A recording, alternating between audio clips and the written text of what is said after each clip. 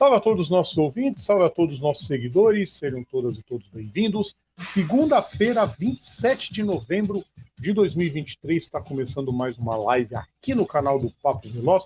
Lembrando sempre, antes da gente começar nosso vídeo, é um pedido que a gente faz sempre para vocês, deixe seus comentários, inscrevam-se no nosso canal, curtam o nosso conteúdo e ativem as notificações. Nosso programa, todo o nosso conteúdo, todos os nossos vídeos estão no YouTube, estão nas plataformas digitais, ou então assinando o nosso feed is.gd/programa Papo Veloz. Você também pode ouvi-los, você também pode seguir as nossas redes sociais.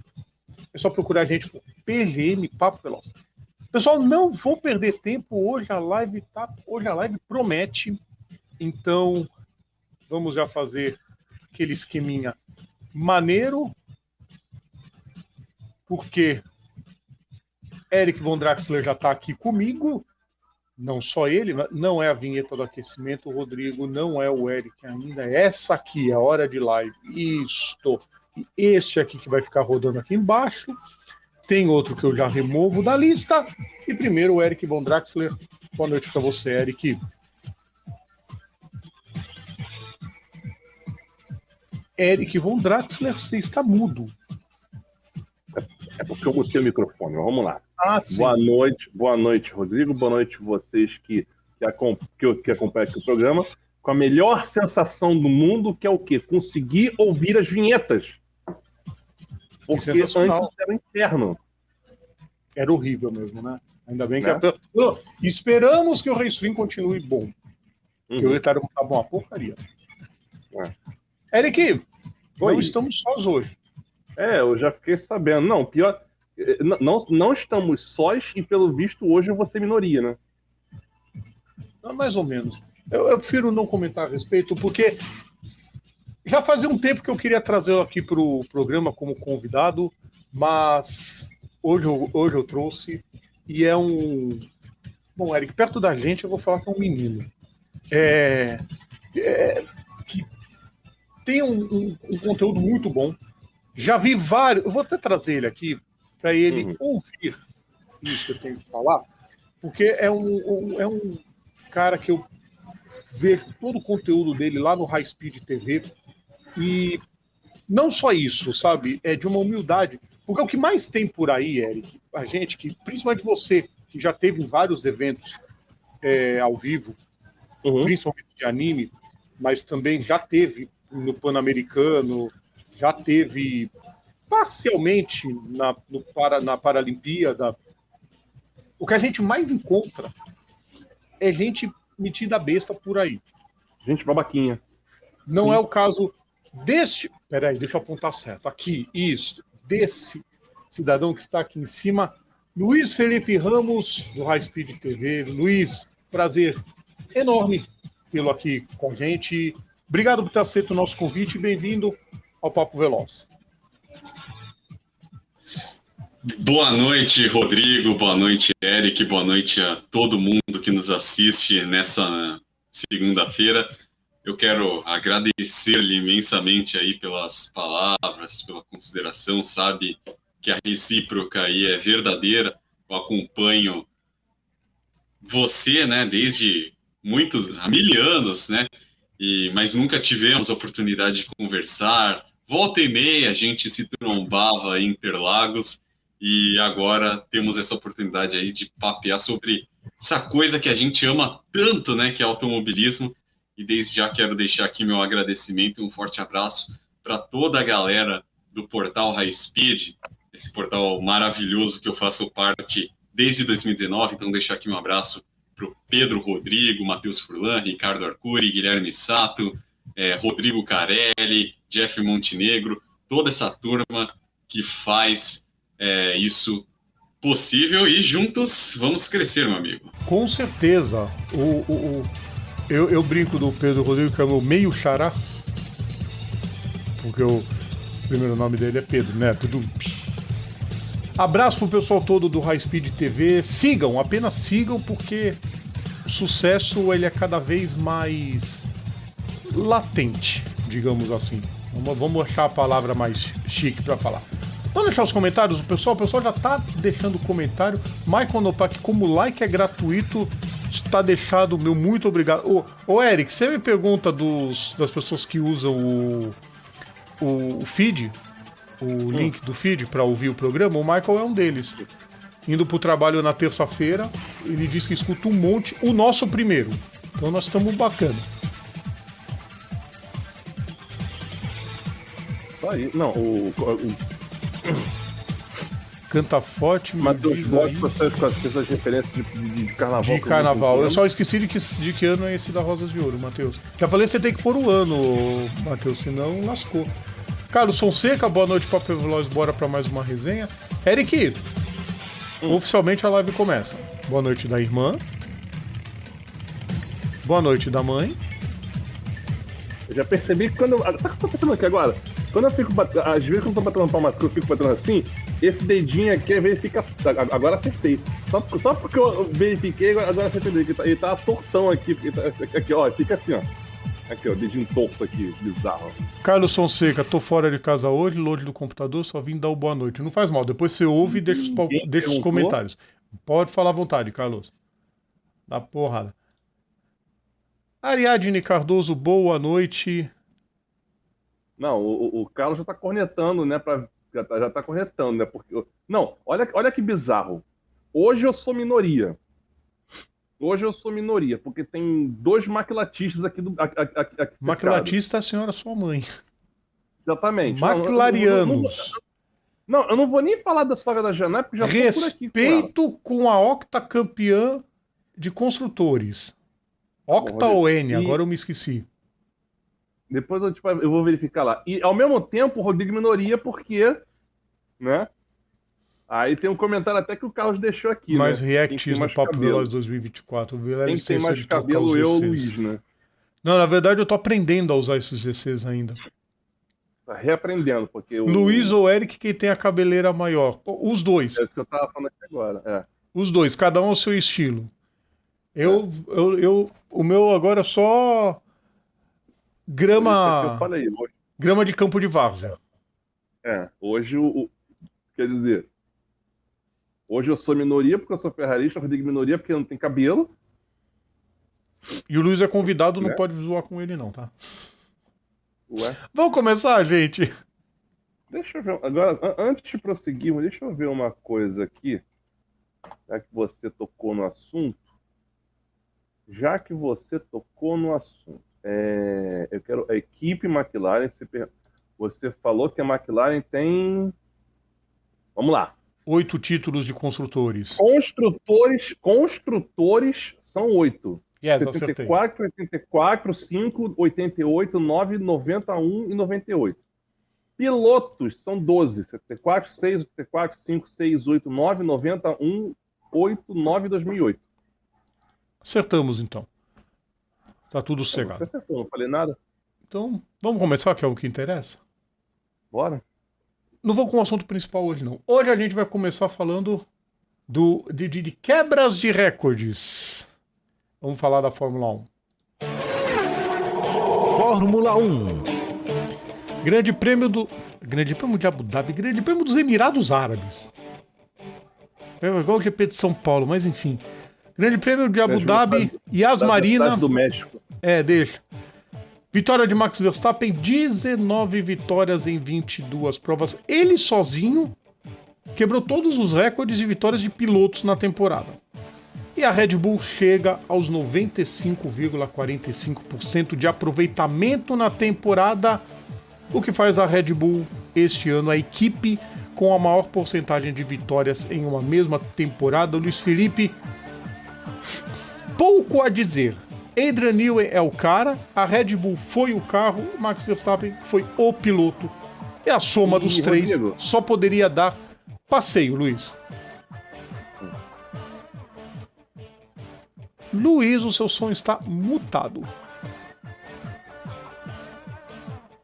Desmuta o microfone, criatura de Deus. É o hábito. Aê! É o hábito, perdão. Fica tranquilo. Valeu, Cara, não, pode deixar, olha só, pode deixar o microfone solto, não tem problema. Aqui é aqui. Aqui é aqui, boa. aqui. Aqui, agora e direto. Bom, quero deixar aqui a Ariadne voltou aqui, né? E falar agora voltei, boa noite, gente. Ela que é a futura esposa desse que vos fala. Voltando, e que eu converti pra McLaren, né? Diga-se de passagem. Muito Não bom. basta ela aprender a gostar de Fórmula 1 também, tem que torcer pra mesma equipe que eu. Bom, vamos lá. Então, peraí, pausa. Então tá. O Ariadne, você tá vendo aqui o programa tá errado. O coraçãozinho não é pra ser roxo, é pra ser laranja. Faz de novo, faz direito. Tem que usar o coração laranja, é verdade. É que dependendo do app que usa pra colocar, não aparece os corações, todos os ícones. É uma bosta. Enfim. Cara, o Unicode 14.0 já tem. Porra, deixa eu... Vai falando aí. Gostamos assim, começamos bem a minha participação aqui. Mas vamos lá, sobre a temporada 2023 da Fórmula 1, eu vou falar uma coisa, uma opinião pura e simplesmente pessoal, Rodrigo e Eric. Na minha humilde concepção, o carro da Red Bull dessa temporada, eu acho que ele pode ser colocado, a gente pode formar um quinteto fantástico dos maiores carros de Fórmula 1 da história. Nesse balaio, a gente pode colocar, além do Red Bull de 2023, a Williams de 92, a Ferrari de 2004, a McLaren MP4/4 e a Lotus 72D. Então... 72D, qual que era? Essa é a do... A Lotus da John Player Special, de 71 até 78. Ah, tá. É que na verdade é o mesmo projeto com algumas variações, sim. Exatamente, que passou nas mãos... E que teve seu ápice em 78. E que teve seu ápice em 78 com o título assombroso do Mario Andretti e aquele carro solo. 75, Rodrigo. O quê? 70 a 75. Mas o sim, título, o projeto foi aperfeiçoado. O que o Luiz quis dizer, que o projeto, o mesmo projeto, ele foi sendo aperfeiçoado com o tempo até chegar no carro de 78. Você entendeu a base? Sim, eu tô entendendo, mas o que... Não, eu digo fruto de regulamentos em que você não alterava tanto o regulamento. Então você aproveitava um chassi para vários modelos. Não, então, mas assim, o Lotus 72 que o Luiz mencionou, ele vai de 70 a 75. A Lotus que foi campeã em 78 já é outra Lotus, é a Lotus 77. Sim, mas aproveitado do primeiro. Do 72D. Então, sim, era o projeto todo aproveitado. Concordo com 5. Eu teria que puxar muito na memória para pensar um outro carro que pudesse entrar nessa lista, Luiz. Dá não. Porque assim, vemos um carro projetado pelo Adrian Newey e ele fez um carro verdadeiramente de outro mundo.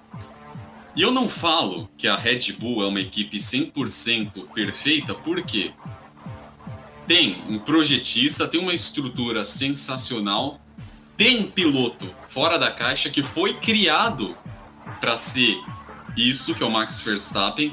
Ele que é das categorias de base da Red Bull, que começou bem de baixo até chegar onde chegou.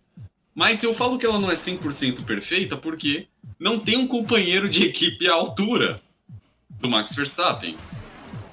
Podem falar o que quiser, o Sérgio Pérez não é o melhor companheiro de equipe para o Max Verstappen. Bom, na verdade, ele é, porque ele não ameaça. Ele tá ali pra segurar o resto do grid pro Max ser o primeiro. É assim, o Max... Então, o Max seria o campeão e o Sérgio é o funcionário do mês. Funcionário do mês. Plaquinha. Employee of the month. Sensacional. Mas é por aí, né, o Luiz? O Verstappen sobrou na turma. O Verstappen não teve concorrente nenhum nessa temporada. Mas, Rodrigo, veja bem. Aí eu vou fazer um paralelo aqui com o comentário do Arthur, que é o seguinte... Arthur. Quem é Arthur? Eric, desculpa. Eu tô bem. O comentário aqui do Eric. Começamos bem. Vai te acostumando, porque até eu memorizar os nomes é meio difícil. Força, guerreiro. Voltando, Eric. O comentário que eu ia fazer é o seguinte: o Pérez, né? Ele é um baita piloto, isso é inquestionável. Mas, assim, se formos parar pra pensar, a Red Bull mereceria alguém melhor pro lugar dele, como Carlos Sainz ou mesmo Fernando Alonso, porque seriam dois pilotos verdadeiramente competitivos no melhor estilo Prost e Senna, ali ali em 88, 89, aí veríamos uma briga de foice dentro da própria equipe e, inquestionavelmente, esse domínio beiraria o 100%. Esse domínio, né, beiraria o... Diga, Eric. Não, eu até entendo o seu argumento, só que assim, hoje em dia, né? Hoje em dia, esse tipo de disputa dentro de uma mesma equipe não cabe mais. As equipes estão evitando ao máximo isso. Deu para perceber, quando o Bottas vai para Mercedes, percebe-se muito isso. Porque assim, isso foram palavras até de própria gente da Mercedes. Foi se desgastando ao longo do tempo. Os 4 anos que Hamilton e Rosberg dividiram a equipe, foi de um desgaste apesar do domínio, mas um desgaste tão grande que quando o Rosberg anuncia a saída, a primeira coisa que a Mercedes faz é alguém que não vai incomodar o Hamilton. E outra, Rodrigo, e outra também, pensa no seguinte, olha para trás e vê as temporadas anteriores. Eu sou capaz de contar nos dedos quantas vezes aconteceu de pilotos muito, assim, acima da média, dividirem uma mesma equipe, e isso dá certo. Que foi o caso da McLaren em 88. Cara, eu nunca vi, um exemplo bem claro, Mansell e Piquet na Williams. A treta que dava. O Prost foi campeão em 86. 86? 86. O Prost foi campeão em 86 nessa brincadeira. A Williams dividida. Porque o Mansell e o Piquet estavam se matando lá na equipe.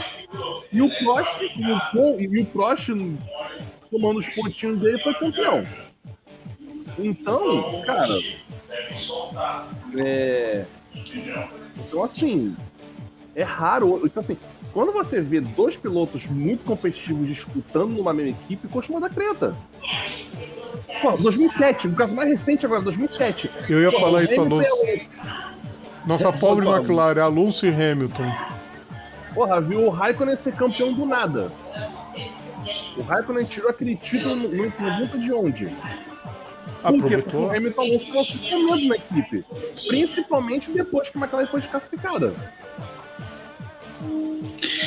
E eu vou dizer mais, assim. Eu costumava dizer ao longo de 2022 que o Sérgio Pérez, ele tá na Red Bull para cumprir o papel que o Rubinho tinha na Ferrari entre 2002 e 2005. Sim.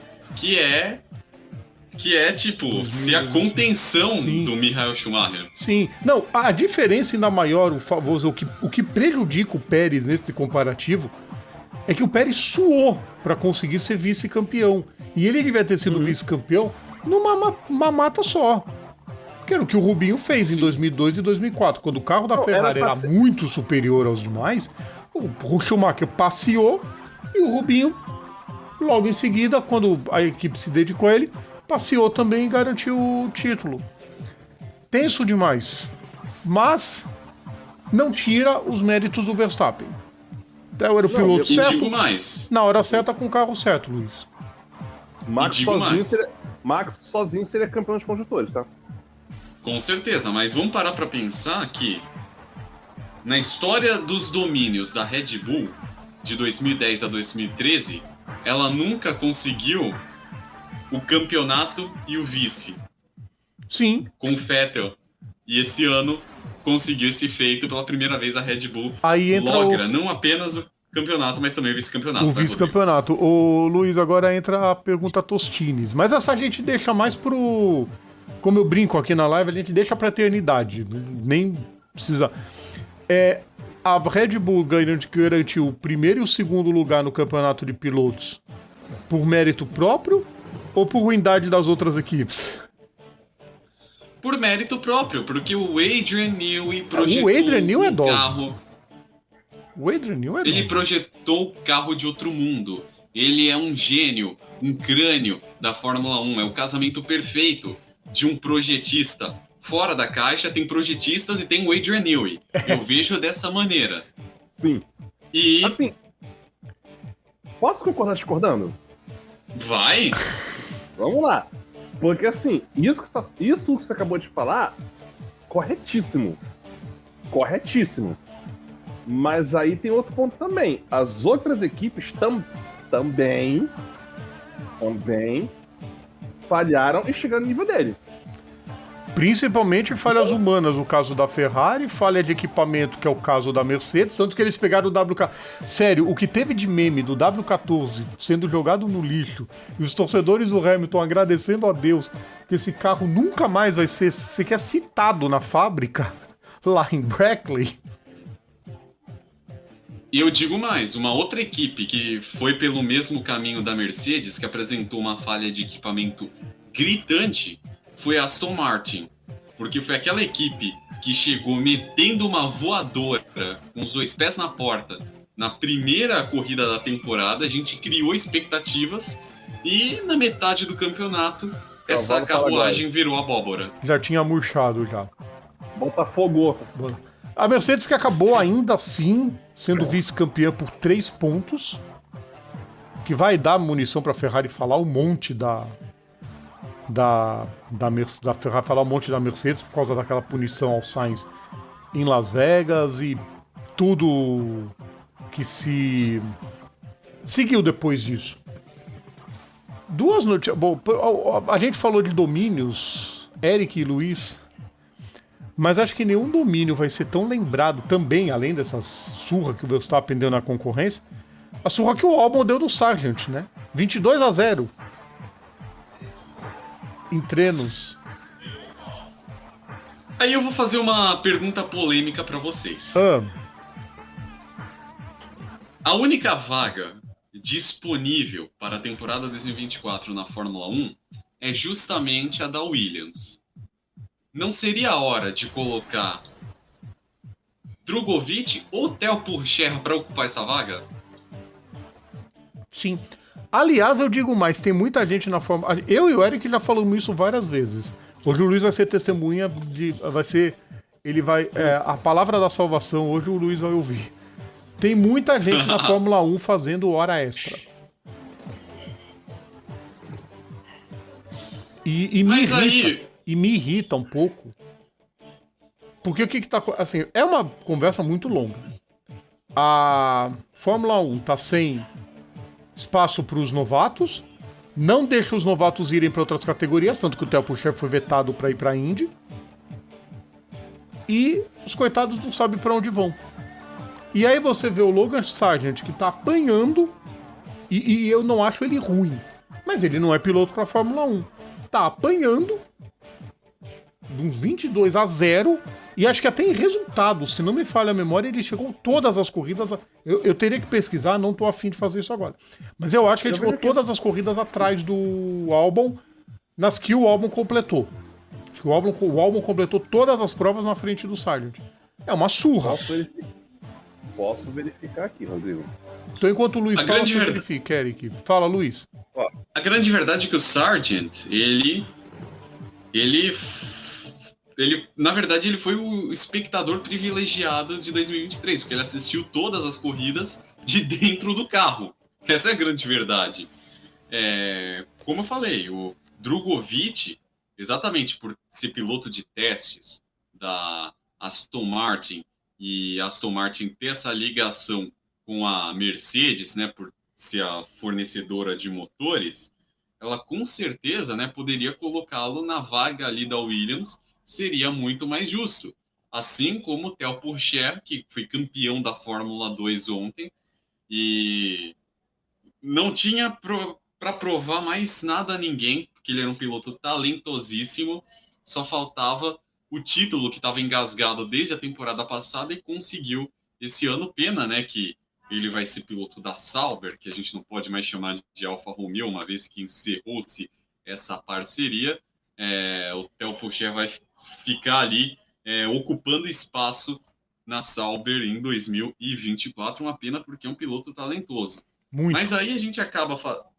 Exatamente, a gente acaba entrando numa seara mais polêmica, porque lá no High Speed a gente tem uma discussão, que eu até diria que é uma discussão um pouco vazia, de que nessa safra atual de pilotos da Fórmula 2, não tem nenhum que seria talentoso à altura de Fórmula 1, por melhor que fosse. Lembrando que o Sargent só estava na Williams por ser americano e queriam agradar o Liberty Media. Sim, e porque a Williams quis puxar alguém da sua academia. Eles deixaram meio claro que iam puxar alguém, e aí o melhorzinho era o Sargent. Eu talvez colocasse nessa lista o Luiz, e talvez pudesse vingar, porque também daquilo, às vezes o piloto não é tão bom na base e chega na principal e detona. Como, por exemplo, não foi um grandíssimo piloto, mas que não fez nada na base e foi muito bem na categoria principal, foi o Damon Hill.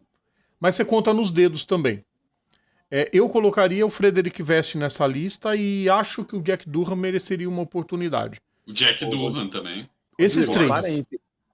Rodrigo, parênteses muito importantes aí que você acabou de mencionar agora. Damon Hill, que você acabou de mencionar agora, ele sobe para Williams porque ele era piloto de teste da Williams.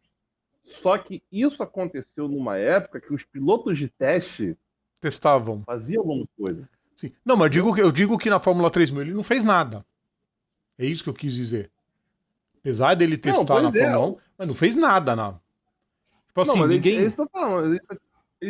Ele só assim, teve aquele meio ano que ele teve na Brabham, naquela Brabham que eu não sei, eu me recuso a falar as coisas daquela Brabham que, pelo amor de Deus. Mas depois, do nada, o Rio brota com o carro número 0 na Williams. Opa, como assim? Aí, porra, por quê? Porque era piloto de teste da Williams, como foi o caso do Coulthard também, que era também piloto de teste da Williams na época que ele foi alçado ao time principal. Só que era uma época que os pilotos de testes, eles mostravam serviço. É por isso que o regulamento da Fórmula 1 tinha que mudar e os terceiros pilotos tinham que andar mais nos treinos. Uma coisa que eu verifiquei aqui os resultados que você falou. Todas as corridas, tirando, claro, as que o Albon abandonou, e mesmo assim teve uma, acho que foi Suzuka, que a Williams teve 2 DNFs, mas todas as corridas que o Albon completou à frente do Sargent. Ou seja.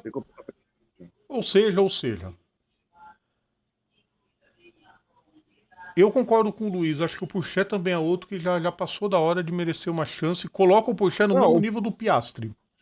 Mandei até pra tu esse meme aqui, o Pourchaire falando, eu vi os memes. Vai mudar. Vou ficar um ano parado como reserva de uma equipe esperando uma chance que nunca vai vir. Mas é ridículo isso, velho. Não sei se nunca vai vir, porque na verdade eu acho assim. O Zul vai ter esse segundo ano aí, então vai ser um ano de provação para ele. O Bottas já tá também em processo de retirada. Não, o Bottas tá em aviso prévio. Acho que... Não, aviso prévio não, ele não foi mandado embora da equipe. Mas... Não, eu digo assim, o Bottas já tá... Cara, olha só. Não, olha aqui, e outra coisa. Eu não sei se isso já aconteceu antes. Mas dependendo de quem for confirmado na segunda vaga da Williams, eu não sei quando, mas eu acho que é a primeira temporada da história da Fórmula 1 que não vai ter um piloto estreante. Sim, é pela primeira vez, nenhum estreante. Mas assim, ainda tem essa vaga na Williams, essa vaga está em aberto e vamos ficar no aguardo. Eu torço por uma novidade. Eu duvido muito que o Sargent permaneça. Duvido muito. Será? Sei não, viu? Sabe por que ele duvida muito e faz sentido? O Sargent custou muito caro para Williams. Foi quase como o Mick Schumacher no ano que ele foi companheiro do Magnussen. Tendo que andar mais rápido, porque o Magnussen estava indo bem. Óbvio, o Magnussen já conhecia a Fórmula 1, o Mick Schumacher era novato ainda, e o Mick Schumacher acabou errando demais. Então, quando põe na balança, principalmente acho que o pessoal da Duracell não deve ter gostado muito, falando, não, tá batendo demais. Tá batendo demais. O Sargento custou, eu acho que eu vi uma matéria dessa, ele custou 20 milha para Williams. De tanto que ele barregaçou o carro. Tenso. Tenso demais. Classificação final, Eric. Classificação final, Rodrigo. Deixa eu vir a página. Obrigado. Classificação final do Mundial de Pilotos. Ainda bem que acabou a Fórmula Ranço. E que eu nunca mais ouço falar dessa merda. Max 575 pontos. Você vai ouvir, Eric. Ano que vem você ouve. Sérgio Pérez 285. Hamilton 234. Alonso, nossa, a tão disputada batalha pelo quarto lugar no campeonato. Alonso 206 pontos.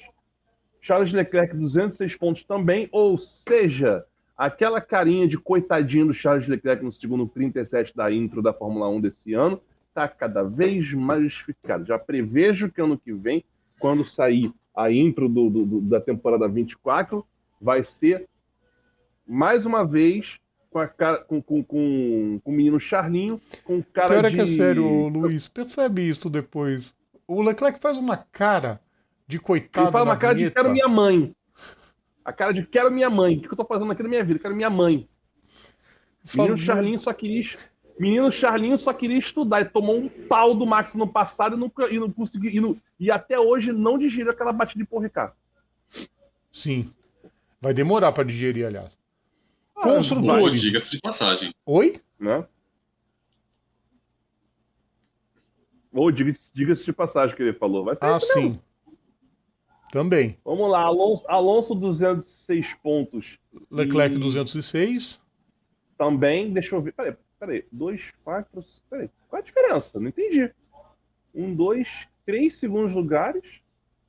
O Leclerc tem 3 segundos lugares também. Tá, terceiros, o Fernando tem 4, 5 contra 1, 2, 3.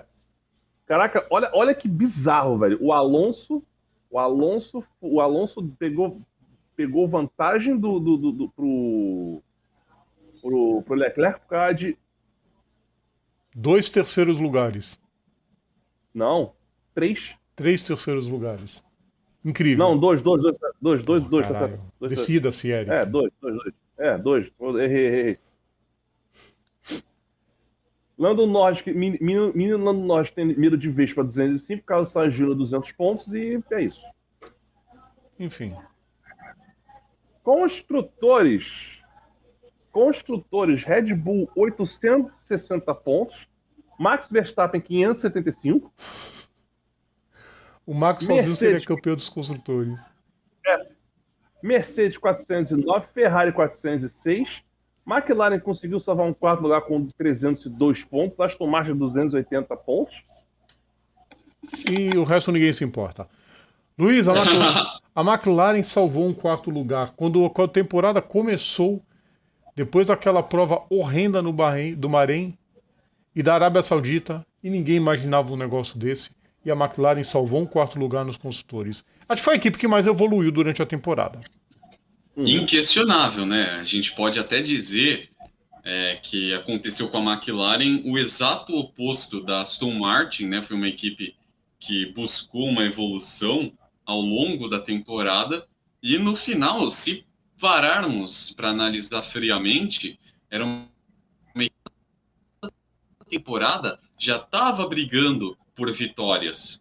E veja bem, o Piastri e o Norris, eles estão afinadíssimos. Você vê que é uma dupla que tem entrosamento, são dois pilotos que são muito, vamos dizer assim, eles têm entrosamento, estão afinados, né?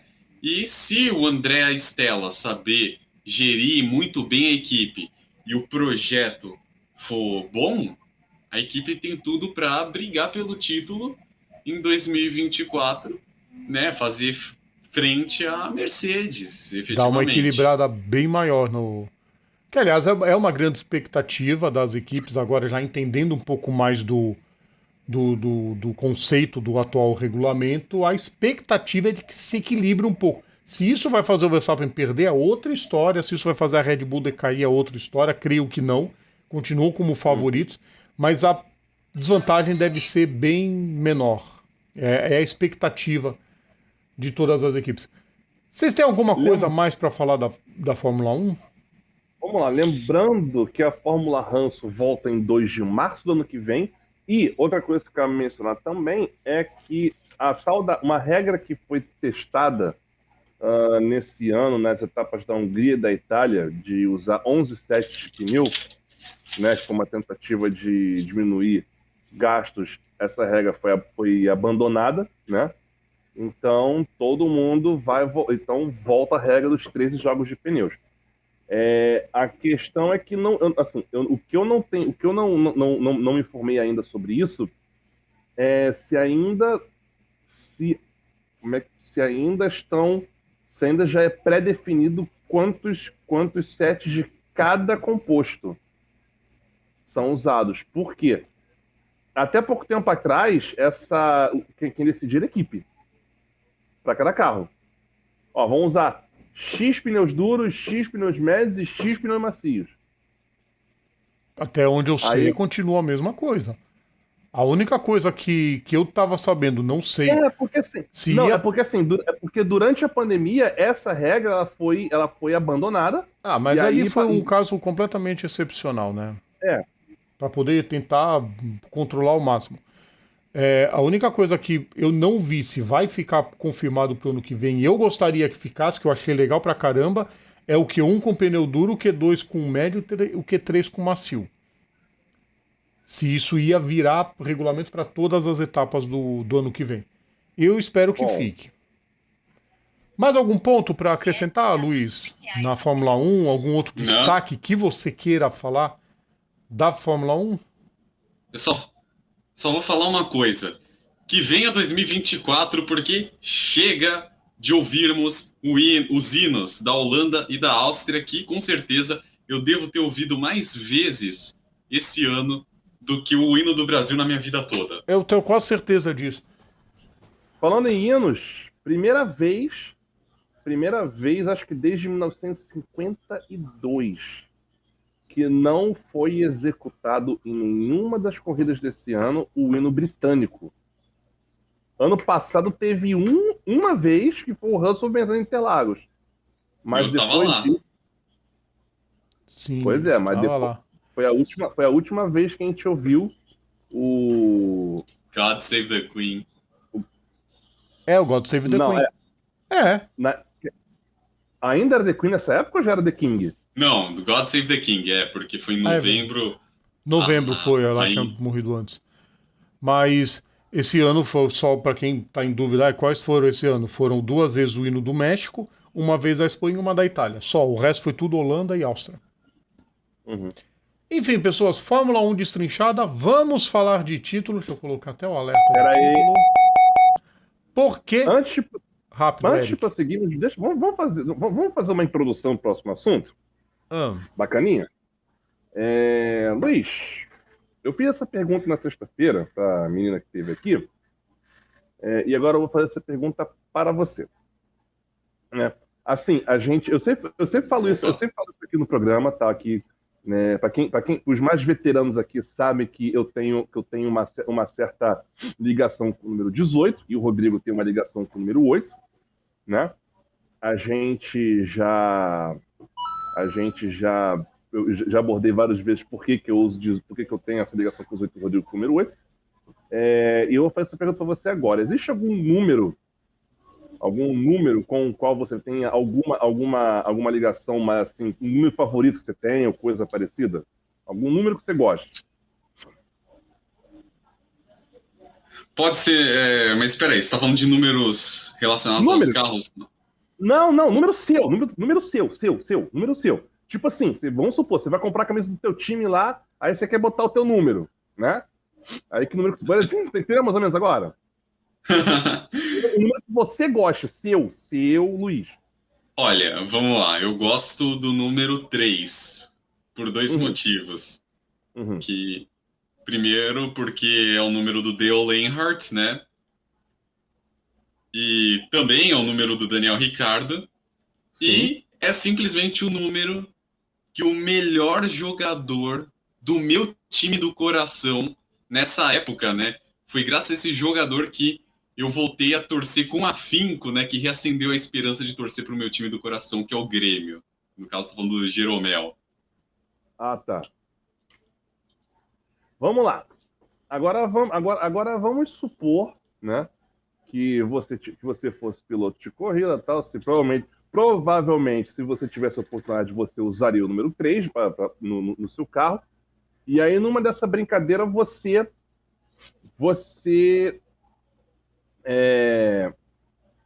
viesse se tornar campeão na categoria que você estivesse disputando, e no ano seguinte você, né, você acaba tendo a oportunidade de, se for o caso, usar o número 1 que cabe ao piloto que está defendendo o título. Tu muda para o 1 ou mantém o 3? Com certeza, né? Para eu ser visto como aquela referência, né? Aquele admirável piloto e aquele que carrega os ouros, né? Os louros da temporada anterior. Esse é dos nossos. Por que eu fiz essa introdução toda? Rodrigo, tudo isso de Eric Von Draxler para dizer que a gente vai falar de MotoGP. MotoGP. E que a teoria furada dos que odeiam o número 1, de dizer que o número 1 deu azar, cai por terra porque o italiano conquista o bicampeonato da categoria ao vencer a prova em Valência, uma corrida de muitos abandonos.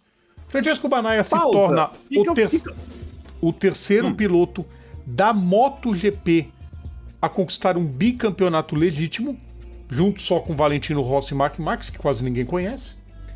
É o primeiro desde 1998 na categoria principal que usa o número 1 e é campeão.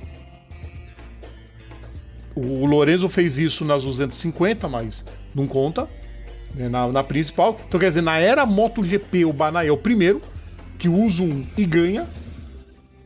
E, bom, ele passeou nessa corrida, foi bem tranquilo, até porque o Jorge Martin, né, Eric e Luiz errou Rodrigo. Tudo que tinha que errar. O que eu falei sexta-feira, Rodrigo? O que nós falamos? Não puxa o mérito só pra você, não. Nós falamos que o Martin era candidato a ir do céu ao inferno numa curva. Ele foi 2 vezes. Não, parabéns. Ganhou a sprint, grande bosta. Não, ele ter ganho a sprint, né, Luiz, até deu uma salvação pra ele. Opa, me aproximei um pouquinho, vou tentar, não tenho nada a perder. Ele quase se arrebentou na primeira curva. Naquela freada do Bagnaia, que ele quase encheu a moto do Bagnaia. Não tem nada a perder, só tinha a perder ali, mas tudo bem. Na verdade, eu diria que o Bagnaia, ele foi campeão graças à regularidade. Por quê? Na parte europeia, né, nas corridas de Mugello, Sachsenring, Assen, Silverstone e Red Bull Ring, ele manteve uma constante de ganhar, respectivamente falando, ganhar, chegar em segundo, ganhar, chegar em segundo e ganhar de novo. E, como se não bastasse isso, ele repetiu essa constância, essa solidez na perna asiática, em Montag, Mandalika, Phillip Island, Buriram, Sepang e Losail, conquistando o segundo, primeiro, segundo, terceiro e segundo. Ou seja, diante desse cenário, ele poderia pintar e bordar em Valência que o título ia ser dele. O que ele conquistou em Valência foi apenas coincidência, eu diria. mas também muito vacilo do Jorge Martin. Mas, de todo modo, uma coisa é certa, essa constância fez com que o Bagnaia conquistasse merecidamente esse bicampeonato. Eu tava fazendo o react ao vivo dessa prova. Eu já não tinha acreditado quando o Martin conseguiu errar aquela freada.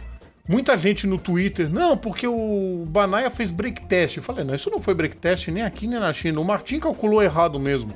Chegou forte demais, esqueceu o ponto de freada, passou reto na curva. Ali já tinha ficado pra trás. Aí depois ele dá aquela porrada no Marques. Falei, ah, não. Não, Martin. Aí vai pro box chorando. Aí a Ducati confirma o Bastianini, ele vai falar que tá sendo injustiçado. Mas como que se traduz um negócio desse? E você vê que a Ducati, ela fecha 2023 tendo o top 3 da MotoGP. Porque o Bagnaia, que é o campeão, e o Jorge Martin, que é o vice, são pilotos da Ducati, assim como o Marco Bezzecchi, que finalizou em 2023 em terceiro. O Bezzecchi finalizou em terceiro. E por equipes, né, Luiz? A Pramac que conquistou o título, aliás, a primeira equipe satélite a conquistar o título de equipes na história da MotoGP desde 49. Desde quando começou o campeonato de equipes, para não ser tão absurdo. Teve a Ducati em segundo e a VR46 foi a terceira colocada. Então foi um domínio avassalador. Parênteses, Rodrigo. A VR com a moto de 22. Exato. Pra ver até onde estava o poderio da Ducati. Não satisfeito, você vê o Johan Zarco em quinto, ou seja, 4 Ducati no top 5. Não satisfeito ainda, você vê o Marini e o Alex em P8 e P9. Ou seja, são 1, 2, 3, 4, 5, 6 motos Ducati no top 10. Incrível. Ok, a Ducati entrou nesse campeonato com 8 motos. Mas poderiam ser 2 boas e 6 ruins. Não, as 8 andaram bem. Fala aí, Luiz. Ou seja, a KTM vai ter que comer muito arroz e feijão se quiser se igualar aí a Ducati. Mas eu acho que chega, viu? Temporadas da eu acho que chega. KTM chega, certeza. Não sei se para ser campeã e para mandar, eu digo assim, eu acho que ela chega, se aproxima. A evolução da KTM foi muito boa, a evolução da Aprilia tem sido muito boa. E engraçado, né? É uma era onde as motos japonesas estão por baixo. Quem imaginou que um dia a gente viria Honda e Yamaha ali abaixo não figura nem no top 10? Não, nenhuma. Foi simplesmente ridículo. Não, deixa eu ver aqui. Não, nenhum. Não.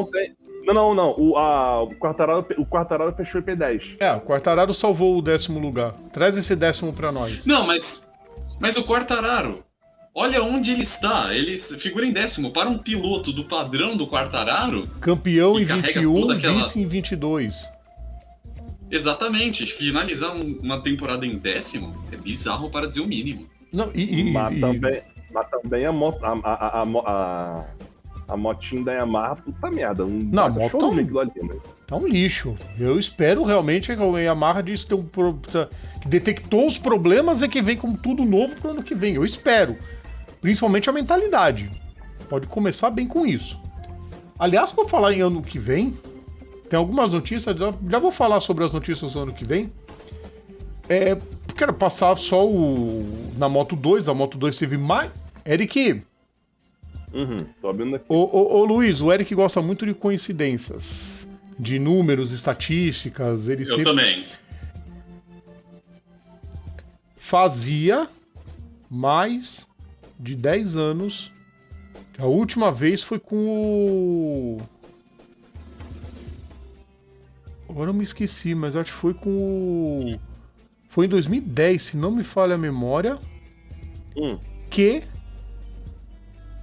um piloto na Moto 2 ganhou 4 corridas seguidas. O Fermin Aldeguer chegou nesse número. Põe ele na MotoGP ano que vem, tô esperando o quê?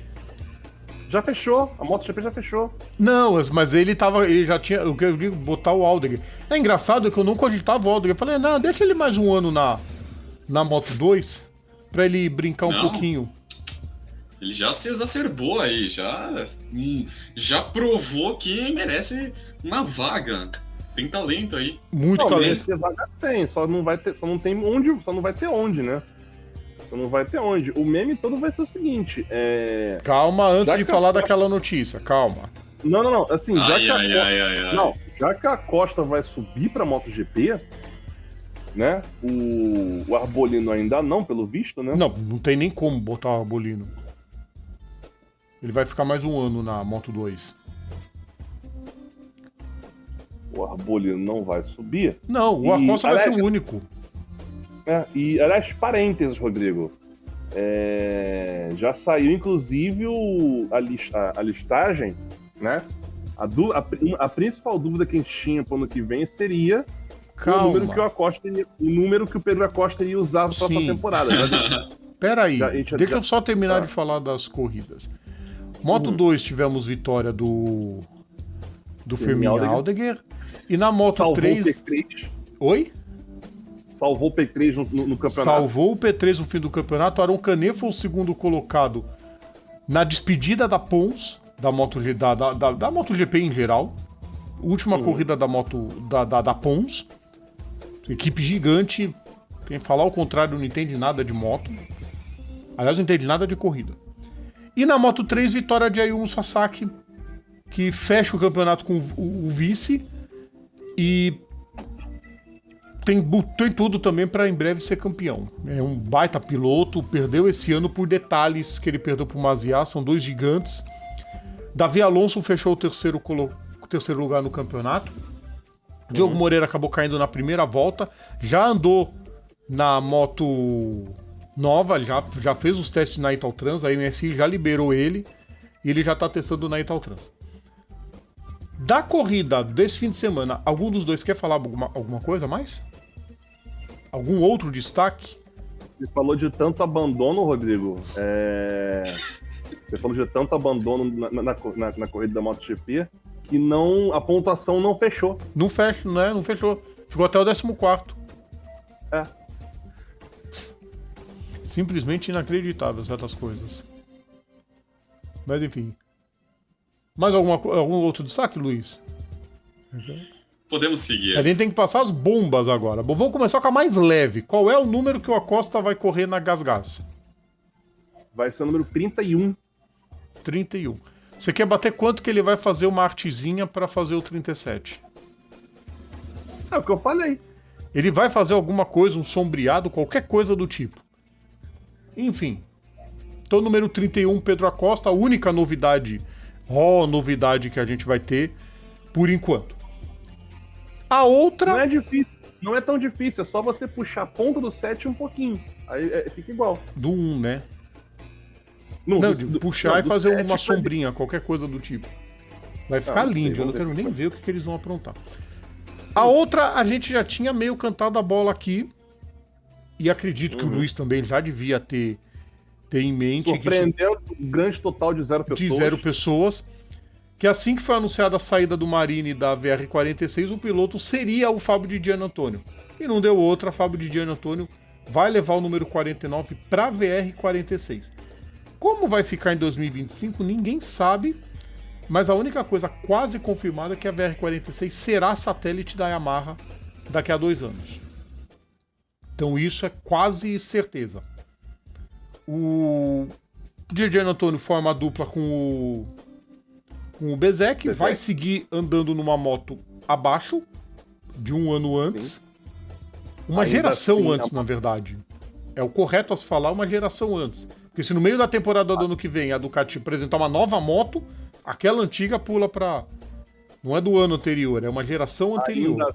Ainda assim, Rodrigo, a GP23 é um canhão. Sim, a Ducati vai continuar mandando em tudo. Era um nome óbvio, né, Luiz? Pois é, né? Não tem muito o que dizer. Agora, me surpreendeu o Marini ser escolhido para Repsol Honda. E aí vem uma novela gigante. Porque eu tava crente que se eles decidissem levar o Marini pra Honda, eles iam subir o Zarco. Pra ser o cara experiente que trabalhasse na moto O Marini topou esse desafio.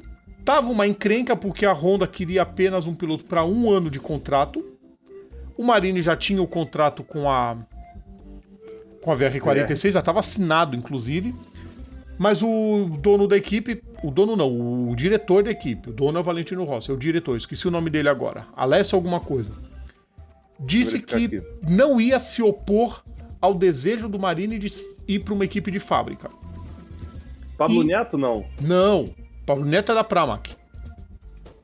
Não, da VR46? Pablo Neto é da Pramac. Não, é Alessio alguma coisa, o diretor da equipe. Eu não lembro agora. Tem um link aí, mas eu não vou procurar agora. Ah, não vai fazer diferença. O fato é que ele falou que não ia se opor ao Marini numa equipe de fábrica. E o Marini conseguiu dobrar a Honda para fechar por 2 anos. Então o Marini consegue o que quer, a Honda consegue um piloto, o Valentino Rossi conseguiu adaptar seus pilotos. Salute. Isso, Alessio Salute. Ele mesmo. E conseguiu adaptar os seus pilotos nas equipes. Então, quer dizer, mais um piloto da academia que agora ganha asas. Como o próprio Alessio disse, não poderia se opor ao Marini, porque o objetivo da VR46 é formar pilotos. Antes de pensar em título, campeonatos e domínio, o objetivo é formar pilotos. Nome por nome, Luiz e Eric, eu vou perguntar pro Luiz, depois o Eric completa. Eu acho um grande nome para a Honda. Não sei se para esse momento da Honda, mas o Marini é um bom nome.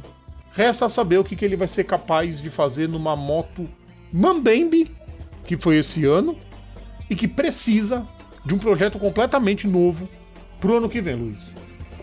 Podemos dizer que a ida do Marini para a Honda foi algo muito cedo, né? Foi algo muito precipitado. A equipe primeiro precisaria organizar a casa antes dele ir caso ele fosse no futuro, né? Eu vejo dessa maneira.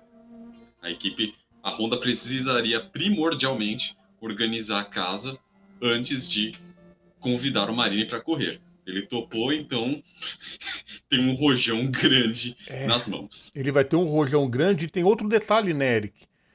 A Honda, imagina, a Honda Supra-Sumo, que sempre se colocou, nós somos maiores que nossos pilotos, enfrentou uma onda de rejeição, porque ninguém queria ir para a Honda.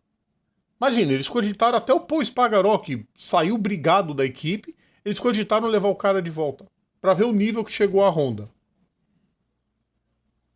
Que morte horrível, diria eu, né? Esperamos que ela ressuscite.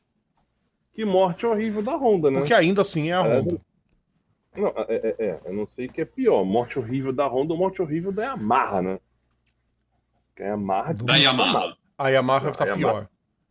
Não, pelo amor de Deus, é a Yamaha... Santo a Deus. Honda pelo menos ganhou corrida esse ano com o Rins. Conseguiu vencer prova com o Rins. A LCR venceu prova. A LCR. Não, porque a principal esquece. O Mir, ele se adaptou à escola St. Louis, de só ir pro chão.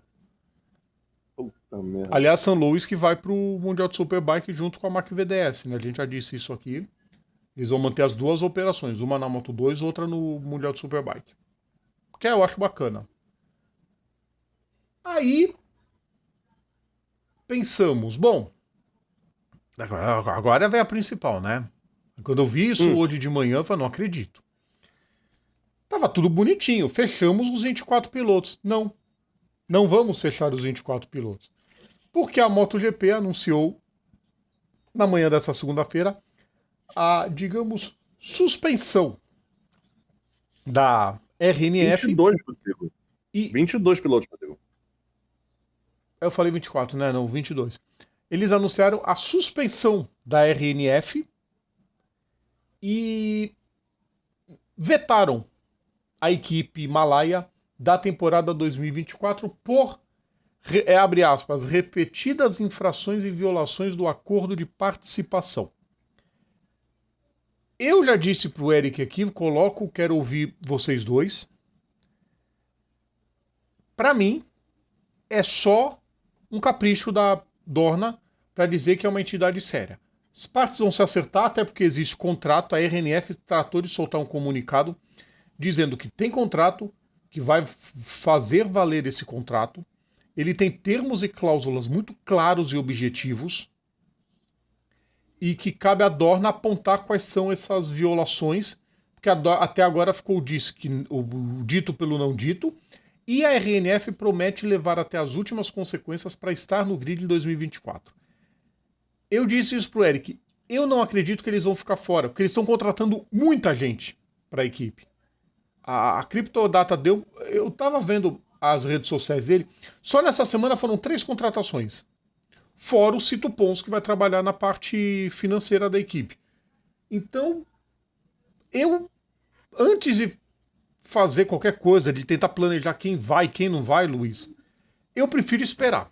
Porque para mim é só para manter, para ter o que falar da MotoGP nessa pré-temporada. Já dizia Arquivo X, a verdade está lá fora. Então, tudo isso aí eu vejo como sendo uma cortina de fumaça, e é o que eu posso comentar por hora. E até assim, a Dorna deu essa declaração de que vai procurar uma equipe para correr, para substituir, que não deixaria, com a Aprilia, e que não deixaria Miguel Oliveira e Raul Fernandes na mão. Eu sigo duvidando, Eric. Para mim, a RNF vai estar no grid no ano que vem. Não, e vamos lá.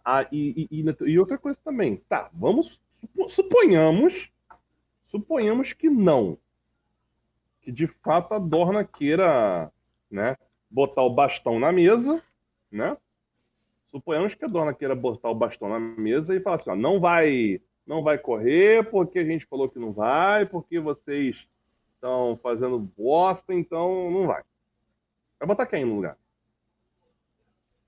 Vai ter que achar uma equipe que tenha contrato com a Yamaha. A pergunta de uma... Vai botar quem no lugar? Não, e fora que ano passado, quando muitas equipes quiseram entrar, a Dorna vetou porque queria uma equipe de fábrica. Vai bater na porta dessas mesmas equipes escorraçadas ano passado? Elas vão virar e falar não. Vai lá agora atrás da Leopard. A Leopard tá fazendo de tudo para entrar no grid e a MotoGP disse não. Vai lá agora atrás deles, ver se eles vão falar sim. Capaz de dar uma bica na cara do Espeleta. Ridículo, cara. Ridículo. Vamos aguardar as cenas dos próximos capítulos, porque esse seriado promete ser dos bons, viu? Quando trata de dinheiro, sempre fica bom dentro do esporte motor, né, Luiz e Eric? Porque... Money talks, né? É por isso que o automobilismo sobrevive, né? Exatamente. Vamos para a próxima, gente, para a gente poder ir para o nosso último principal assunto, que definiu 7 postulantes ao título. Claro que nós estamos falando da Stock Car. Stock Car. Porque para quem esperava uma Cascavel linda, cheia de sol, teve que tentar com o tempo nublado, pista úmida e muitos pilotos com muitos problemas para pilotar. Vitórias de Bruno Batista e Felipe Massa. Sim, Felipe Massa consegue sua primeira vitória desde aquele GP de Interlagos de 2008. Mas antes do Luiz e do Eric comentarem alguma coisa, nós vamos ouvir o que eles têm para dizer. Vamos ver o que eles têm para falar. Bruno, significado, evidentemente, com pole position, muito mais gostoso, mas o significado dessa vitória para você nessa altura do ano? Claro que a pole position é a coisa mais difícil de conquistar na Stock Car, né? Porque você é o mais rápido entre os 30, mas a primeira vitória aqui em Cascavel, a primeira vitória do ano, cara, tô muito feliz, a equipe me deu um carro espetacular, uma bela disputa com Serra, a corrida inteira, e a gente conseguiu concretizar essa pole em vitória. Me fala o ponto-chave ali que você considera decisivo para essa tua vitória. Eu acho que foi na saída do box, né? Quando ele me passou, né, no box, e eu passei ele de volta ali na freada por fora, pista meio molhada, e acho que esse foi o ponto-chave. Depois eu consegui segurar ele, consegui poupar um pouco o pneu, push para a segunda corrida, e graças a Deus a gente concretizou aí. Pensando no ano que vem já, você já está projetando aí um 2024, né? Qual a importância de você terminar o ano assim com um resultado positivo? Muito feliz, dá muita confiança pra gente para a última corrida do ano, que é Interlagos, né? Que é muito importante para nós, e e claro, dá muita confiança pra gente, pra minha equipe, pro ano que vem, para começar o ano mais confiante. A gente começou muito bem cedo, eu fui o primeiro pole e vamos ver que ano que vem a gente consiga conquistar aí várias vitórias e tentar disputar o campeonato, que a gente tem potencial para isso. Felipe, considerando seu histórico de piloto de monoposto e considerando a competitividade da Stock Car, o que significa essa vitória na categoria?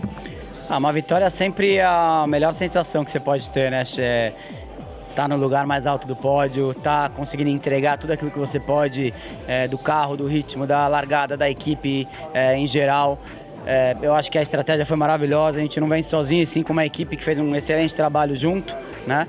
E eu tô super feliz, porque a primeira vitória tem sempre um gostinho especial, né? Eu lembro da minha primeira vitória na Turquia de Fórmula 1.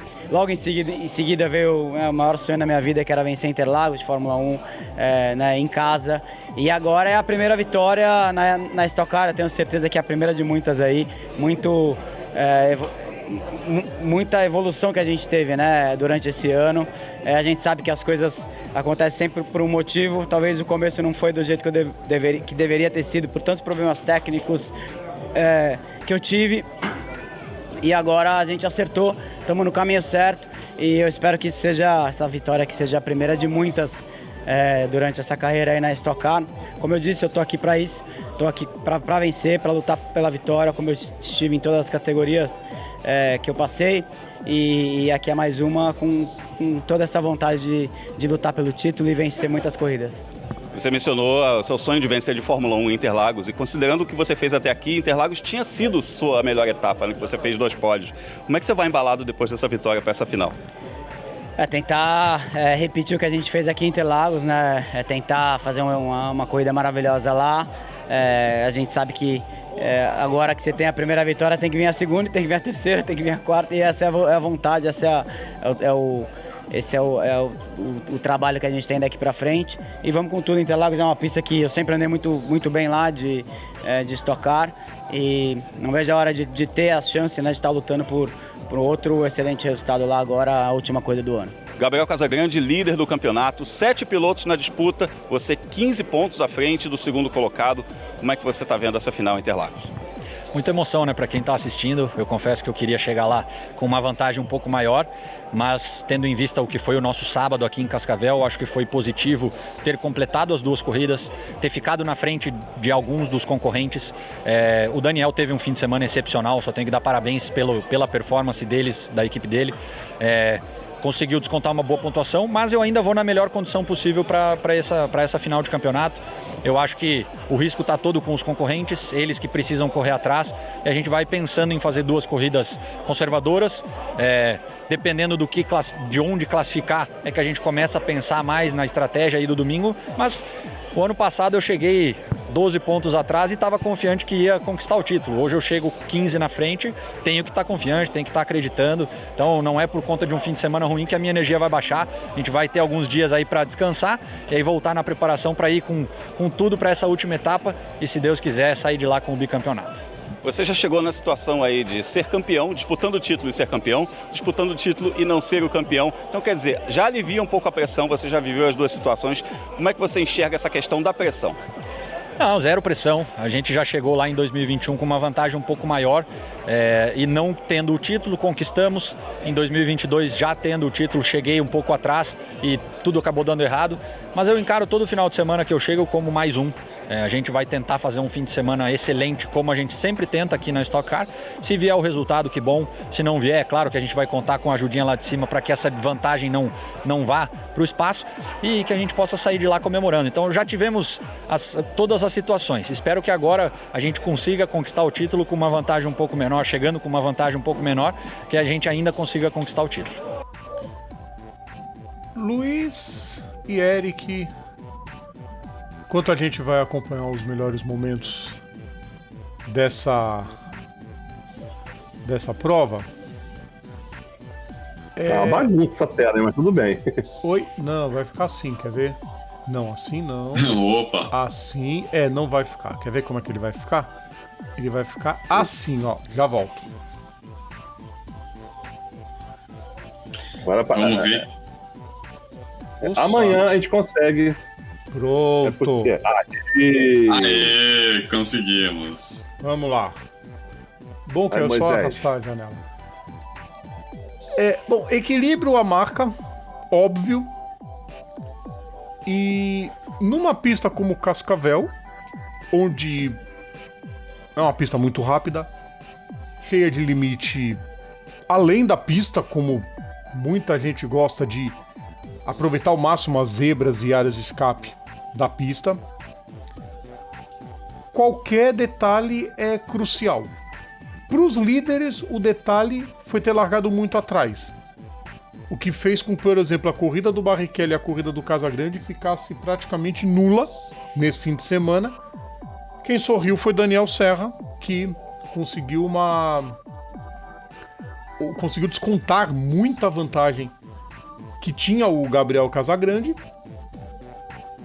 E agora a decisão em Interlagos. Pois é, o Gabriel Casagrande, né, teve um final de semana, ele que é um dos maiores conhecedores dessa pista, teve um final de semana verdadeiramente para se esquecer. Melhor para o Daniel Serra, né, que conseguiu descontar, como você bem pontuou, essa vantagem.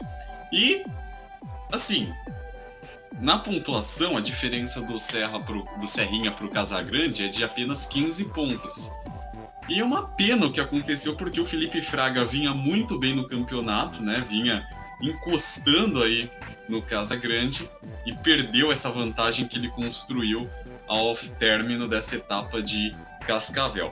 Claro, o Felipe Fraga ainda está e muito no páreo, na disputa, terão aí duas corridas em Interlagos para se decidir, mas que a missão não só dele, mas dos outros postulantes ao título será difícil, isso é inquestionável para dizer o mínimo.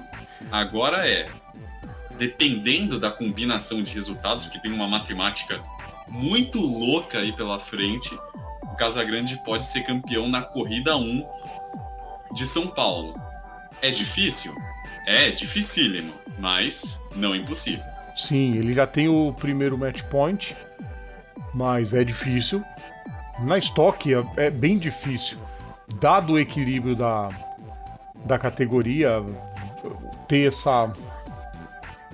pilotos ganharem com antecedência. Essa aí é a partir da primeira corrida, vitória de Bruno Batista, passou com o Daniel Serra na segunda posição, festa da equipe RCM, para comemoração dos integrantes da equipe, com a vitória do Bruno Batista, que conseguiu recuperar-se, né? Ele fez uma temporada meio aquém do que poderia, grandíssimo piloto, mas isso a Stock Car tem grandes pilotos e, dado o equilíbrio, sempre vai ter um grande que vai ficar para trás. Desta vez foi Thiago Camilo que fez um fim de semana, acho que pior do que o Gabriel Casagrande, o Thiago Camilo fez um fim de semana para esquecer. E bom, primeiro que acho que ele não precisava ter tirado sarro do pessoal do Sport TV, quando o pessoal brincou que gostava de corridas malucas e embaralhadas. Teve problemas, claro, ninguém pode prever isso. E a tarefa tá dificílima para ele. Perdeu muito terreno em relação aos...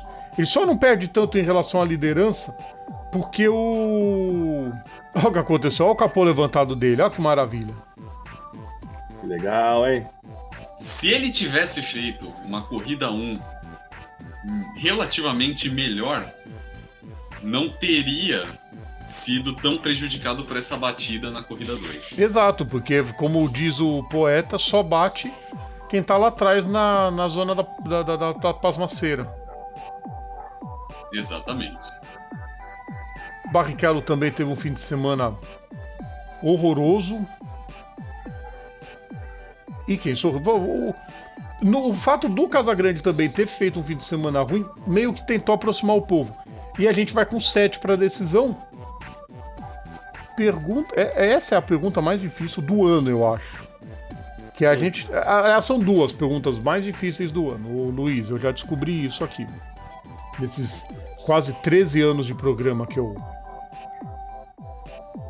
A primeira é descobrir quem são os 4 finalistas da NASCAR.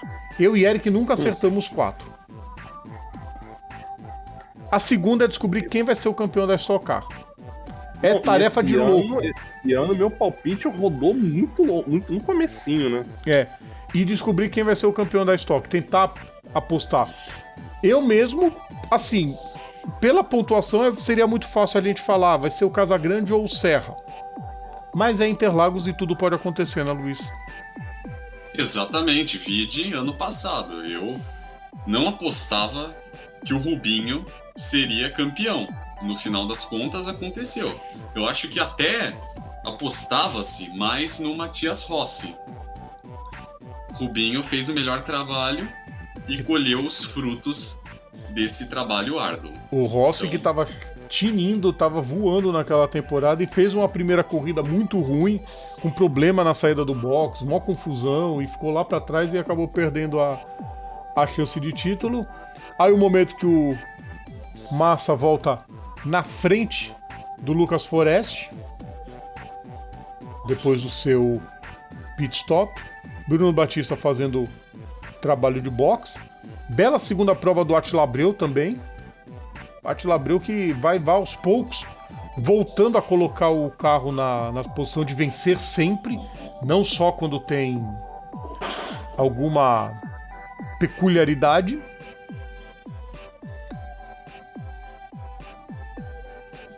E vamos esperar Interlagos. Estamos vendo essa parte final aí dos melhores momentos da corrida. Ricardo Maurício, mais uma corrida regular dele. Dentro da regularidade, segue com chance. Não, Ricardo Maurício? Sim. São 7 pilotos que tem para brigar pelo título. Gabriel Casagrande. Casagrande, Serra, Fraga, Camilo, Suzuki, Barrichello e Zonta. O Maurício não? Não. Não, esquece. Ricardo Maurício não alcança. Me confundi então. Maurício tá com 208. Verdade. É legal, minha câmera caiu. Que ótimo, que sensacional. Não faz mal. Só pra completar aqui a classificação pro. Eu até tava reparando aqui também, que eu tava comentando isso na sexta-feira. Eu queria ver quantos pilotos perderam pontos nessa brincadeira, porque teve a questão de descarte. Mas eu sei que o Casagrande conseguiu inteiro. Ele conseguiu levar todos os pontos para Interlagos. Ele não precisou descartar nenhum ponto. Mas, enfim, o que nós temos nesse momento: o Casagrande 286 pontos, Daniel Serra 271, Felipe Fraga 253, Thiago Camilo 250, Rafael Suzuki 243, Rubens Barrichello 241 e Ricardo Zonta 237. Todos que têm menos de 54 pontos estão dentro da briga por enquanto. Ou seja, assim, e eu vou falar mais uma vez, independente do resultado final que ficar o piloto do 111. Cara, é admirável ver como é que um cara com 50, acho que 51 anos, se não estou enganado. Um cara com 51 anos de idade que não perde a vontade de correr. É um menino ainda. E não vai perder tão cedo. Não. Cara, comemora cada vitória como se fosse a primeira. Eu acho isso admirável. É muito admirável para ele. É impressionante. E vou falar, gostei pra caramba do Felipe Massa ter conseguido essa vitória.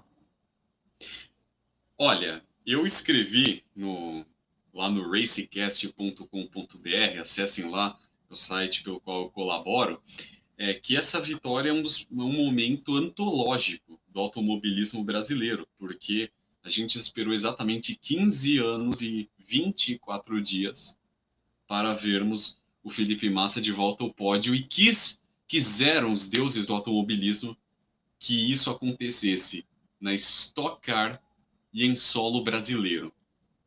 Então foi um momento mítico que eu só tenho a sentir pena de quem perdeu.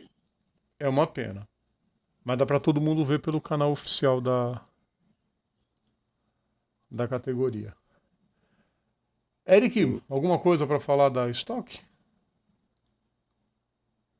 Cara, sei lá que já pegar fogo. Vai. O homem é talentoso, não tenho o que falar sobre isso, concordo. E esperamos, né, a gente se encontrar lá, né, Rodrigão? Com certeza. Que eu vou estar. Com certeza. Vicar, ouve nós aí. Pra dar tudo certo. Eric, É 17 de dezembro. exatamente, 17 de dezembro, a decisão da Stock Car. Eu vou fazer o seguinte, não vai dar tempo de falar todos os resultados agora. A live já tá um pouquinho grande. Só vou soltar a vinheta só pra gente poder falar do que nós vamos falar agora. O resumo do esporte a motor em sexta marcha. Vai ser de bate-bola. Eu vou citar aqui. Se vocês quiserem comentar, vocês comentem a respeito dessas coisas, tá, pessoal? Primeiro, duas notícias. Valentino Rossi aliás, ele e Robert Kubica serão pilotos do WEC. O Kubica no Hypercar da Corse, que não é a Ferrari oficial, é a equipe AF Corse, que sobe com um carro Hypercar, que vai ser um Ferrari, e um dos pilotos será Robert Kubica. O outro é Valentino Rossi, que vai correr na WRT, a WRT que vai fazer dupla expedição no Hypercar com os BMW, e na LMGT3, também com BMW, na parte de turismo, é lá que o Rossi vai correr. Notícia maravilhosa para ambos os pilotos e para os fãs que vão ver os dois correr, vai ser sensacional. Outra notícia. Fala, Luiz, fala. Bom, o que eu vou falar é o seguinte, o Valentino Rossi chegou naquele estágio que já ganhou tudo que tinha para ganhar. Foi o mesmo que aconteceu com o Rubinho e com o Jimmy Johnson. Conquistou tudo aquilo que tinha para ganhar, então chegou um estágio que ele falou, ó, quero curtir. E o curtir para ele significa ganhar, ele vai dar trabalho, porque já fez bonito. Curtir fora da zona de conforto, né? Isso que eu quero dizer. No GT World Challenge ele já fez bonito, vai fazer bonito agora. Outra notícia, Gabriel Bortoleto foi confirmado pela Virtuose ao lado de Kush Maini. A Virtuose que vem numa sequência de vice-campeonatos por aí, aposta no atual campeão da Fórmula 3 para, enfim, desencantar e conquistar o título. Acho difícil, mas achava muito difícil a MP ganhar título também quando ganhou com o Drugovich. A Fórmula 2 pode tudo. Com certeza. Uma aposta independente de ter sido o Bortoleto ou quem quer que fosse, chamar o cara para o atual campeão da Fórmula 3 é uma jogada acertada de qualquer equipe. Resta saber, né, se o fruto vai ser colhido, porque bem, como você bem pontuou, na Fórmula 3, Fórmula 2 vale tudo. E eu vou além, eu acho que o Bortoleto já está sendo preparado para a Fórmula 1, independente do que ele fizer na Fórmula 2. Ele ter entrado como piloto de desenvolvimento da McLaren agora, e com a boataria que existe do Lando Norris ou ir para Mercedes ou para Red Bull num futuro, e de repente abrir essa vaga, acho que a chance dele é bem grande de alçar e de repente conseguir. Aguardemos com calma, sem drama, o que pode acontecer. Resultados rápidos, pessoal. Fórmula 2, título para Theo Pourchaire. Primeira corrida foi vencida pelo Frederic Veste. Na segunda, o Jack Durham venceu com o Veste em terceiro. O Enzo Fittipaldi foi segundo e 14º. A vantagem era muito grande do Pourchaire. Então... Travou o Rodrigo? Travou. Eu estou travado nesse momento na live. Vocês esperem um pouquinho. Minha conexão caiu de todo mundo também. Do Theo Pourchaire, campeão aí, da... Voltou. Voltei. O Eric e o Luiz, pra mim, ainda aparecem travados, mas a voz deles ainda funciona. A gente tá te vendo perfeitamente, vai lá. Beleza. O que importa é que o A voz tá, porque eu também tô gravando. Enfim, Fórmula 2 é isso. Outro destaque, Supercars. Tivemos a Adelaide 500. Deixa eu ver um negócio aqui. Pera aí. Luiz Vortou. Ficou travado. Alguma coisa travou no meu restream. Que legal. Faz mal. Aqui. A gente aprende, né? Mas vocês estão travados na. Mas engraçado, no bagulhinho, no preview, vocês se mexem. Enfim, coisas do Restream. Supercars, título para Brody Kostek, que venceu a primeira corrida quando o Shane Van Gisbergen deu uma porrada. Logo na primeira volta, foi disputar a posição, um toquinho que ele deu, encheu o muro e acabou perdendo o título. Não faltaram homenagens para ele, mas Brody Kostek leva a Coca-Cola para o título. Primeiro título da Coca-Cola, primeiro título da Airbus também, e é o novo campeão do Supercars. E nesse fim de semana tivemos também a Copa HB20, com vitórias de a dupla Bernardo Cardoso e Beto Cavaleiro. Na segunda corrida, Hernani Kuhn venceu. Na Elite, Pedro Burger venceu as duas corridas e na Super, Enzo Falquete e Thiago Lopes. O Léo Rufino lidera o campeonato, Pedro Burger lidera bonito na Elite, quase campeão, e na Super vai sair pancadaria entre o Falquete e o Lopes. Decisão também em Interlagos no dia 16 e 17 de dezembro. Desse giro, alguém quer acrescentar algo? E o que eu posso garantir a vocês é que é um negócio muito bacana, né? Promete ser muito bacana a final da Copa Shell Hyundai HB20. E eu estarei com o High Speed, né? É uma categoria que eu sou comentarista lá no High Speed. Então estarei lá em Interlagos para cobrir esse evento que promete ser magnífico. Magnífico, bem disputado. Muita gente entrou na transmissão da Copa HB20 para falar porcaria da categoria, não entendem nada de corrida. Simples assim. Se vocês analisassem, né, parassem para ver como é a Copa Shell Hyundai HB20, tem um programa no portal ITV High Speed Brasil, o High Speed Responde, que toda semana a gente escolhe um tema e destrincha ele. E teve um que eu destrinchei a Copa Shell Hyundai HB20. Depois vocês pesquisem aí, High Speed Responde Copa HB20, que eu expliquei todos os detalhes técnicos, regulamento, a parte desportiva. Se vocês parassem para ver esse programa, pelo menos, vocês veriam quão apaixonante é essa categoria. É muito apaixonante, com certeza. Vambora, povo! Vamos, né? Ó, deixa eu até colocar aqui, pessoal, sigam o Luiz Felipe. Tá aqui o Instagram dele. Sigam o portal High Speed TV também, do qual ele faz parte. Acompanhem no YouTube também. A gente recomenda. A gente divulga, porque são muito bons no que fazem. Luiz, brigadão por ter participado com a gente. Brigadão mesmo. Tava devendo já bastante tempo de chamar aqui pro programa. Problemas de áudio resolvidos, fica muito mais fácil de chamar os espectadores sem ter que ficar apelando. Olha, instala o Discord, abre o Discord. Olha, agora no Skype, porque era isso que eu e o Eric fazia, para evitar os problemas de sanduíche xixi no fone. Deu certo. Obrigado por ter vindo, Luiz. Obrigado por ter participado com a gente. Vai eu que rolar. Agradeço. Tô vendo aqui que daqui a pouco vai rolar exposed do Instagram dele, né? Primeira foto que aparece, ele rolando na bandeira da McLaren. Sensacional, isso. Escolheu muito bem, tem bom gosto pra equipe. Luiz, brigadão, Luiz. Muito obrigado, Rodrigo, pelo convite. Saiba que foi uma honra magnífica participar do teu programa. Sinto-me lisonjeado.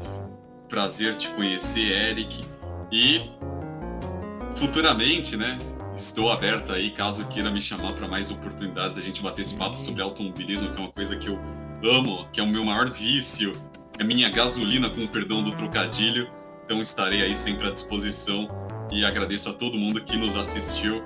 E Não se esqueçam, me sigam aí nas redes sociais, @LFRamosR, e se inscrevam lá no portal ITV High Speed Brasil. Com certeza. Sigam lá o trabalho do Luiz e de toda a galera do High Speed Brasil. Eric, vou pensar se a gente vai estar aqui semana que vem, tá? Não sei se eu vou conseguir, mas eu vou tentar, eu prometo. Semana que vem ou sexta-feira? Não, sexta, certeza que não, mas se der a gente vai fazer o aquecimento na quinta. Sexta, certeza que não. Começa assim. Assim que começa. Eu sei. O programa eu tenho coisas pra fazer. O programa de segunda nunca dá problema. É só o de sexta que dá. Tá certo, Rodrigo. Eu ponho no ar. Faz sozinho o aquecimento na sexta. Eu vou mandar a Janai ter uma conversa muito séria com você, viu? Departamento de RH? Já tô vacinado contra RHs, viu? Departamento de JH. Eu lembro disso do teu Acaíque. Queridos ouvintes, vamos nessa, né? Estamos encerrando. Boa noite. Os últimos comentários do pessoal. A Ariadne mandando aquele boa noite para toda a equipe. A Raquel também deixando o abraço pro Luiz. Ela já tinha deixado o seu boa noite pro pessoal. Obrigado pela participação de todos vocês que estiveram aqui com a gente. Muito obrigado por mais essa noite junto conosco. Ou quinta ou não vai ter o aquecimento, mas a gente vai informando durante as redes sociais. Lembrando que amanhã tem o personagem de terça, que é este cara aqui embaixo, Stefan Beloff. O vídeo será em homenagem a ele, um dos maiores pilotos da história, que infelizmente viveu pouco tempo para mostrar o seu talento nas pistas. E muita gente não fala, mas provavelmente ele teria sido o vencedor de Mônaco 84. Sim, mas não entra em detalhes, porque senão você vai dar spoiler do vídeo. É obrigação do povo assistir o vídeo, tá? Para isso que eu tenho trabalho durante a semana inteira, de gravar, editar, escrever o texto, publicar, subir no YouTube, divulgar nas redes sociais, para o pessoal poder ver. Então, vejam, amanhã a partir das 9 da noite. Pessoal, grande abraço a todos vocês. A gente vai terminando por aqui. E uma boa semana para todos vocês, pessoal. Fiquem bem, cuidem-se, bebam bastante água e até a próxima, pessoal. Tchau!